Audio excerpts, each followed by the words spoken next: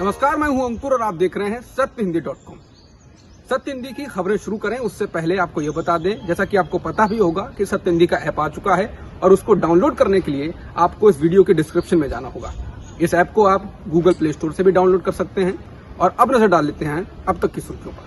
पाकिस्तान के प्रधानमंत्री इमरान खान लगातार आरोप लगा रहे हैं कि विदेशी साजिश से पाकिस्तान की सरकार को गिराया जा रहा है। इसको लेकर वो अमेरिका के एक अधिकारी का जिक्र भी कर चुके हैं। इन आरोपों पर अमेरिका ने एक बार फिर प्रतिक्रिया दी। इस सवाल के जवाब में उप विदेश विभाग की प्रवक्ता जेलेना पोर्टर ने संवाददाता सम्मेलन में कहा, मैं बहुत स्पष्ट रूप से कह दूं कि इन आरोपों में कोई सच्चाई नहीं है। उन्होंने कहा कि बेशक हम इन घटनाक्रमों को फॉलो करते हैं, लेकिन हम पाकिस्तान की संवैधानिक प्रक्रिया और कानून के शासन का सम्मान और समर्थन करते हैं। इसके साथ ही उन्होंने फिर कहा, ये आरोप बिल्कुल भी सच नहीं है।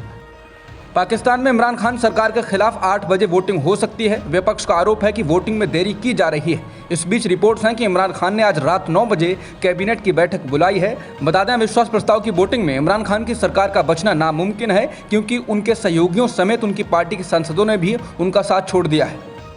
पाकिस्तान के विदेश मंत्री शाह महमूद कुरैशी ने नेशनल असेंबली में प्रधानमंत्री इमरान खान का बचाव करते हुए कश्मीरी मुद्दा उठाया। उन्होंने कहा कि पाकिस्तान की चिंताओं को लेकर कई मुद्दे हैं, वे उस पर चुप क्यों हैं? क्या जम्मू कश्मीर का मुद्दा हमारा मुद्दा नहीं है? अगर हम उन्हें एक स्टैंड लेने के लिए कहते हैं तो वो कहते हैं कि नहीं, इसे द्विपक्षीय रूप से करें।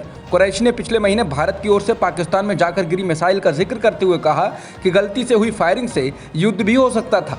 उन्होंने कहा, क्या भारत के कब्जे वाले कश्मीर में मानवाधिकारों का उल्लंघन नहीं हो रहा है? चुनाव आयोग ने सुप्रीम कोर्ट से कहा है कि वो राजनीतिक दलों के द्वारा मुफ्त उपहार देने के वादों पर रोक नहीं लगा सकता। चुनाव आयोग ने कोर्ट से कहा कि वो चुनाव में जीत हासिल करने वाले राजनीतिक दलों के द्वारा सरकार गठन के बाद बनाई जाने वाली नीतियों और फैसलों को नियमित नहीं कर सकता है। आयोग ने कहा कि कानून में इस तरह के प्रावधान नहीं हैं और अगर वो कोई कार्रवाई करेगा तो ये ताकत का दुरुपयोग होगा। चुनाव आयोग ने ये जवाब बीजेपी के नेता अश्विनी उपाध्याय की ओर से दायर याचिका के जवाब में दिया है। इस याचिका में कहा गया था कि राजनीतिक दलों के द्वारा जनता के पैसे का दुरुपयोग किया जा रहा है और राज्य कर्ज के बोझ तले दब रहे हैं। सुप्रीम कोर्ट ने जनवरी में इस मामले में हुई सुनवाई में कहा था, ये एक गंभीर मुद्दा है और ऐसे वादों का बजट नियमित बजट से ज़्यादा हो रहा है। अदालत ने तब केंद्र सरकार और चुनाव आयोग को नोटिस भेजकर उनसे इस मामले में जवाब देने के लिए कहा था। बेंगलुरु महानगर पालिका ने एक सर्कुलर जारी कर कहा है कि 10 अप्रैल को यानी रामनवमी के दिन बेंगलुरु में मीट की बिक्री नहीं होगी। इसके साथ ही इस दिन कसाई घर भी पूरी तरह बंद रहेंगे। महानगर पालिका ने इससे पहले गांधी जयंती और महाशिवरात्रि पर भी मीट की बिक्री पर रोक लगा दी थी।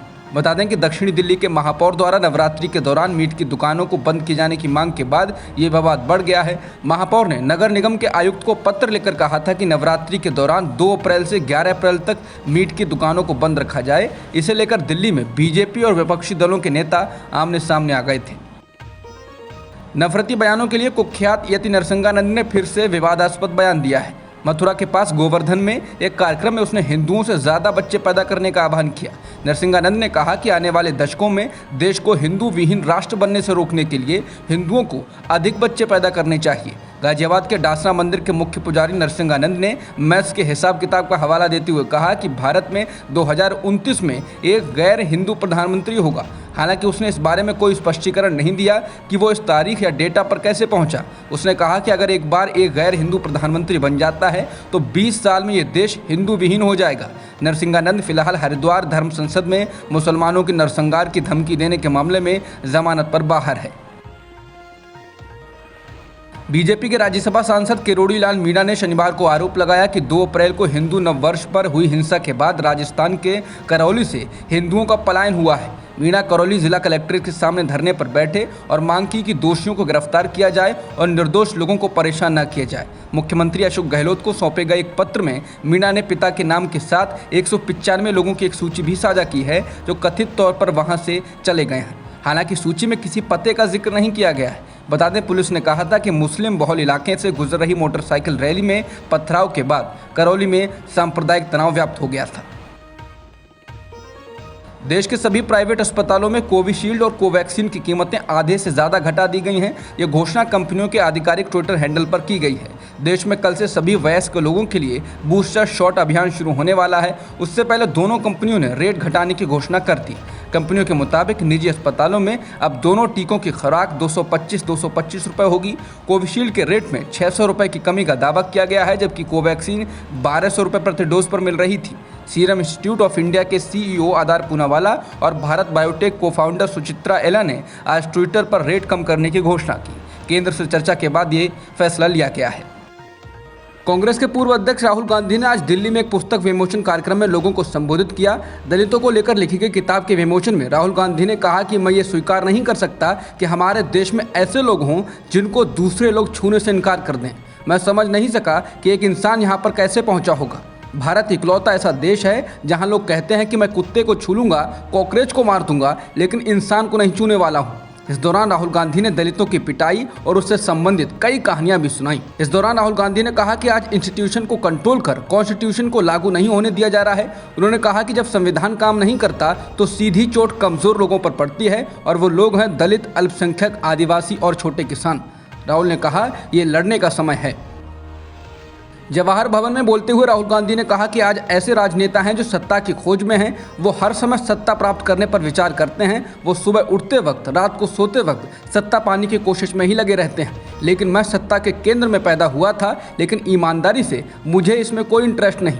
इसके बजाय मैं देश को समझने की कोशिश करता हूँ। जैसे एक प्रेमी होता है जिससे वो प्यार करता है, वो उसे समझना चाहता है, वैसे मैं देश को समझना चाहता हूँ। जवाहर भवन में बोलते हुए राहुल गांधी ने मायावती को भी निशाने पर लिया। राहुल गांधी ने कहा कि आपने देखा मायावती ने चुनाव नहीं लड़ा। हमने मायावती को कहा गठबंधन करिए, सीएम बनिए, लेकिन उन्होंने बात तक नहीं की। जिन कांशीराम जी ने खून पसीना देकर दलित आवाज को जगाया, आज मायावती कहती हैं कि वो उस आवाज के लिए लड़ेंगी नहीं। राहुल गांधी ने कहा कि मायावती ने खुला रास्ता दे दिया क्योंकि उनको CBI, ED और पेगासस का डर है। राहुल ने कहा कि लड़ाई सिर्फ जनता कर सकती है। जब तक हिंदुस्तान की जनता के अंदर की आवाज़ नहीं निकलेगी, तब तक इंस्टीट्यूशन को कंट्रोल करके ये कॉन्स्टिट्यूशन को लागू नहीं होने देंगे। ये सच्चाई है, कुछ को अच्छी लगेगी, कुछ को नहीं।